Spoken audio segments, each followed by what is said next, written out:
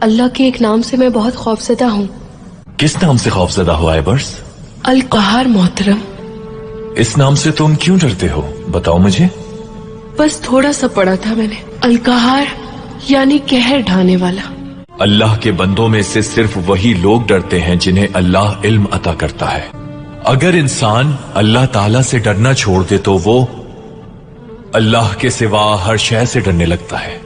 کئی لوگ اپنی حیثیت کھونے کے خوف میں ہوتے ہیں، کسی کو شہرت کھونے کا ڈر، کسی کو اپنے مقام کی تنزلی کا ڈر۔ حقیقی مومن صرف اپنے پروردگار کی رضا اور اس کی محبت کھونے سے ڈرتا ہے۔ القہار اس میں مبارک سے جو نہیں ڈرتا، وہ لوگ جو بھول چکے ہیں کہ ایک دن وہ آئے گا جب اپنے اعمال کا انہیں حساب دینا ہوگا۔